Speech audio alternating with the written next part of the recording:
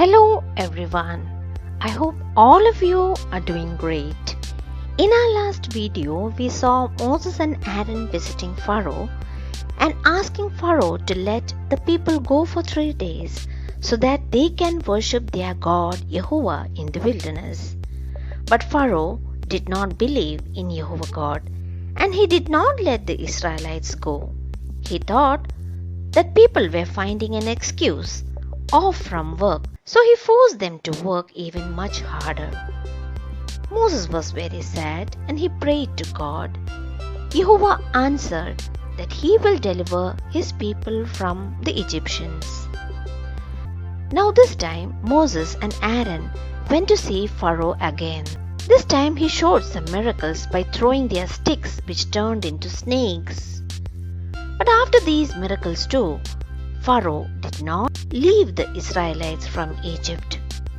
Now Jehovah God decided to teach Pharaoh a lesson. And do you know what he did, my dear friends? It was by bringing the 10 plagues. Now today I am going to tell you about these 10 plagues. Now can you see Aaron there hitting the Nile River with a stake? And when he did so, the water in the river turned to blood. You can see Pharaoh there, bathing in the river. When he saw the blood around, he got scared. My dear friends, the fishes in the river even died, and the river began to stink. The next plague was Jehovah God caused frogs to come out of the Nile River. They were everywhere, my dear friends, in their houses, on the people's bed, on their ovens, baking pans, and everywhere. When the frogs died after a few days, Egyptians piled them up in great heaps. But the land stank with these dead frogs. Next plague was when Aaron hit the ground with a stick, the dust turned into gnats. Do you know what gnats are? They are small flying bugs that bite. Gnats were the third plague that hit Egypt. Now, my dear friends, the rest of the plague from the fourth one onwards, it only affected the Egyptians. Now, the fourth one was a plague of big flies that swarmed into the houses of all Egyptians. Now the fifth plague was on animals. Many of the cattle and sheep of the Egyptians died. After this, Moses and Aaron took some ashes and threw up into the air. This caused bad sores on the people and animals. This was the sixth plague. Now after this, Moses raised his hand towards the sky, and Jehovah God sent thunder and hail. It was the worst hailstorm that hit Egypt. My dear friends, the eighth plague was a large swarm of locusts. Never before that time or since have there been so many locusts in Egypt. They ate every vegetation that the hail had not destroyed. The ninth plague was of darkness.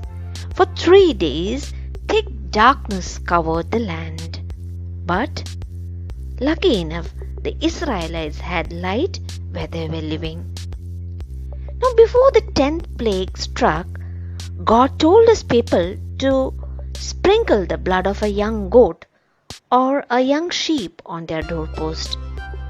So the Israelites gathered their young goats, killed them, and sprinkled the blood on their doorpost. After a few days, when God's angel passed over Egypt, the angel saw the houses that was sprinkled with blood passed away.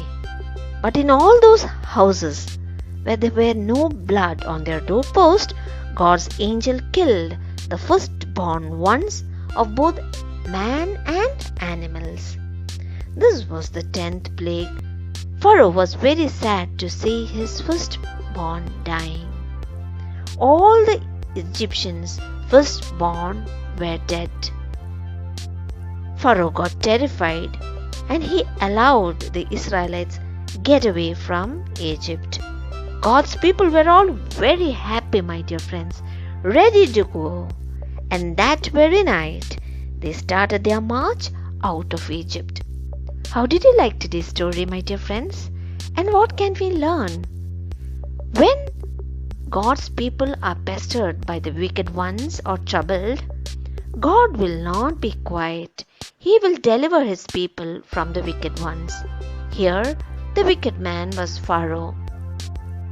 How much of a trouble he gave to the Israelites, God was getting angry. He delivered the Israelites from the tough Egyptians. My dear friends, the same happens today also. When we are being pestered or troubled by the enemies or the wicked ones around, we need not worry. We should be of courage that our God, Jehovah, will deliver us from these wicked ones. I hope you all enjoyed today's story, my dear friends. Until I come up with the next beautiful story, do stay safe and healthy.